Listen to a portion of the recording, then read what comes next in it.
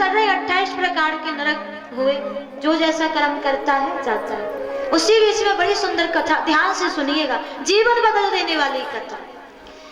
कान कुब्जे ध्वज कश दासी पत्र अजामिल, नाम नानष्ट सदा चारो दास्या संसर्ग रूष। हे राजा, कानकुब्ज से ब्राह्मण परिवार में अजामिल नाम का भक्त रहता है। बड़ा भक्त है, बड़ा प्रेमी है। एक दिन जंगल में गया, वेश्या के साथ विवाह करके ले आया। माताओं से निवेदन है, ध्यान से सुनो, एकदम बड़े ध्यान से सुनना है। वेश्या के साथ विवाह कर लाया और सुबह सुबह ब्राह्मण का नियम है कि सुंदरकांड की पुस्तक लेकर बैठ गया पाठ करने के लिए। पत्नी आई, क्या कर रहे हो? देवी जी पाठ कर रहे हैं, आप भी आकर के बैठो, पाठ सुन लो। वेश्या वाली पाठ वाठ से काम नहीं चलेगा, वेश्याओं को तो चाहिए पैसा, और जहां ज्यादा मिले वहीं चली जाए, वहां जहां यहाँ आप कमाओगे तो ही रहेंगे, नहीं तो हम चले जाएंगे। सुंदरकांड बंद कर दिया। दूसरे दिन अजामिल हनुमान चालीसा की पुस्तक लेके बैठ गया। बोले ये 2-2.5 मिनट में पूरा हो जाएगा, जल्दी जल्दी इसी को पूरा कर देता हूँ। पत्नी आ गई, क्या कर रही हो? देवी जी हनुमान चालीसा कर रहे हैं। बोले हनुमान चालीसा से काम नहीं चलेगा, जाओ जल्दी चोरी करके लाओ, धन कमा के लाओ। अच्छा, अब तो अजामिल चोर बन गया। जानते हो क्यों? क्योंकि बहुत ज्यादा पैसे वाला बनना हो ना, तो उसके लिए इंतजार कम करना पड़ता है अच्छे कर्म के लिए। अच्छे कर्म से तो पैसे वाले बनोगे तो धीरे धीरे ही बन पाओगे, इंतजार करना पड़ेगा। और एक साथ ही बन जाना है तो फिर व्यक्ति गलत मार्ग पर उतर आता है, फिर वो उल्टा सीधा कर्म करने लग जाता है। क्या करे, चोरी करना प्रारंभ कर दिया। चोरी और बड़ी चोरी और बड़ी चोरी और बड़ी चोरी। अब तो सर पर काली पट्टी बांध के हाथ में तलवार लेके अजामिल घर से बाहर निकले। 2 मिनट में पूरा गांव बंद। अजामिल के नाम से लोग डरने लगे। भक्त अजामिल से डाकू अजामिल से लोग जानने लगे। भक्त अजामिल डाकू अजामिल बन गया। एक बार श्री धाम अयोध्या से वृंदावन के लिए कुछ संतों की मंडली आई। मार्ग में अजामिल का गांव मिल गया। अब जैसे ही देखा यहीं रुकेंगे, संत आशीर्वाद आज यहीं सबको देंगे, आ गए अजामिल के घर। गड़का घर पर है। बाबा बोले बेटी आज रात्रि यहीं रुकना है, यहीं प्रसादी पाएंगे, आप सुंदर भोजन बनाए, राघव का भोग यहीं लगेगा। वैश्या बोली बाबा मेरे घर पर तो इतनी शुद्धता नहीं है, इतनी पवित्रता नहीं है कि मैं आपको जल पान के लिए भी पूछ सकूं, परंतु हाँ सूखी सामग्री दे सकते हैं। ठीक है, जैसी आपकी इच्छा सूखी सामग्री संतों ने दे दी। संतों ने सुंदर भोग बनाया, दाल रोटी टिक्कर बनाए और मोटी मोटी रोटियों का राघव को भोग लगाया और वहीं कीर्तन प्रारंभ। कीर्तन जैसे ही कर रहे थे उतनी ही देर में अजामिल आ गया। संतों को देखा वो तो जोर जोर से गरजने लगा, क्रोधित होकर बरसने लगा, संत मेरे द्वार पर क्यों आए हो, किसने बुलाई हो? जैसी चीख की आवाज सुनी पत्नी अंदर से निकल गया, क्यों गुस्सा हो रहे हो? संत यहाँ पर किसने बुलाए? बोले आए हैं, आज आए हैं, कल चले जाएंगे। एक बात बताए, अजामिल किसी से नहीं डरता था पर अपनी पत्नी से बहुत डरता था। और एक बात बताए, डरना भी चाहिए। और एक बात बता दें, भलाई भी इसी में। बोलो राधे राधे। डरते रहोगे तो भलाई इसी में आपकी। अब तो हमारा 1.5 मिनट में नॉर्मल हो गया। आपने बुलाया तो हम कम मना करते, 2-4 दिन और रख लीजिए, रख लिए। रात्रि भर संत यही सोचते रहे कि इस जीव का कल्याण कैसे होगा। प्रातः काल हुई, बेटा संतों को ब्राह्मणों को घर पर भोजन पर बुलाते हैं तो दक्षिणा भी दी जाती है, आप हमें दक्षिणा नहीं देंगे? अजामिल बोला अच्छा भूतों से पूत मांगते हो दक्षिणा? बाबा हम केवल लेते हैं देते नहीं है। अच्छी बात है, अभी तक आपका सोता नोटा नगोटा छीना नहीं है, चले जाओ यहाँ से।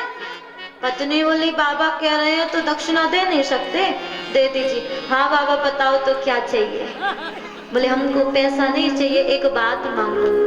बेटे कितने हैं? बोले 9 है, 10वां होने वाला है। संत बोले तो इस बार होने वाले का नाम हमारे कहने पर नारायण रख देना। और जामिल बोले नारायण नहीं नहीं बहुत पुराना हो गया, हम तो कोई नया रखेंगे टीवियों में देख करके। पत्नी बोली बाबा के कहने पर एक पुत्र का नाम नारायण नहीं रख सकते? तुम कहते हो तो रख लेता हूँ, मैंने कब मना किया है। ठीक है जी। देखो कितना सरल उपाय बताया संतों ने। वैसे कहते कि भगवान का नाम जप तो नहीं जपता, वैसे कहते माला कर तो नहीं करता, परंतु बेटे का नाम ही नारायण हो गया है तो दिन में 2-4 बार तो बेटा को बुलाएगा। आओ बेटा नारायण, खेलो बेटा नारायण, खाओ बेटा नारायण, सो बेटा नारायण। दिन रात नारायण नारायण करता रहता। और नारायण तो हमारे भक्त वत्सल भगवान का नाम है। पाप कम होने लगे, कटने लगे। इसलिए माताओं हमेशा याद रखना, अपने बच्चों का नाम भगवान से जोड़ करके रखना चाहिए। और लोग कहते हैं ना कि नहीं नहीं नहीं हमारा ये तो पुराना हो गया, नहीं नहीं हम तो वही न रख। भगवान का नाम कभी पुराना नहीं होता है। आज आप जिस कथा को सुन रहे हैं ना जी, ये हजारों वर्ष पुरानी कथा है, फिर भी वही कथा हम सुना रहे हैं, 7 सालों से सुना रहे हैं, कई कथा सुना चुके हैं। हर कथा में हमें लगता है कि ये नई कथा है, ये कोई नई कथा है। जिस प्रकार भगवान की कथा पुरानी नहीं होती तो उसका नाम कैसे पुराना हो सकता है जी। जोड़ करके रखा करो, आनंद आता है, घर में शांति रहती है। बालकों का नाम भगवान से जुड़कर रखता है तो वैसे लोग भजन नहीं कर पाते हैं, परंतु अपनी संतानों को, बेटे बेटियों को बुलाएंगे तो कभी कभी तो अचानक में गलती से तो राम का नाम आएगा। क्योंकि बाबा जी कहते हैं भाव को भाव अनक आलस हूँ, अनक आलस हूँ, नाम जपत मंगल दिश दसहु, नाम जपत मंगल दिश दसहु। चाहे भाव से जपो, चाहे कुभाव से जपो। मीरा ने प्रेम से जपा, सबरी ने प्रेम से जपा और रावण ने कुभाव से जपा, फिर भी कल्याण सबरी का भी हुआ और रावण का भी हुआ। कैसे भी जपो। अग्नि के पास आप जान करके हाथ लगाओ या अनजाने में हाथ लग जाए, अग्नि का काम है जलाना, उसी प्रकार भगवान के नाम का काम है कल्याण करना। चाहे जान करके गाओ या अनजाने में आपके मुख से निकल जाए, भगवान का नाम कल्याणकारी ही है। और कलयुग में तो कलयुग केवल नाम यधारा, नाम सुमिर सुमिर नर उतरहि पारा, सुमिर सुमिर नर उतरहि पारा। गोस्वामी बाबा को पता चल गया था कि बिना आधार कार्ड के ट्रेन का रिजर्वेशन भी नहीं होगा, इसलिए कलयुग केवल नाम आधारा। यहाँ पर आधार कार्ड की जरूर बहुत जरूरत पड़ती है।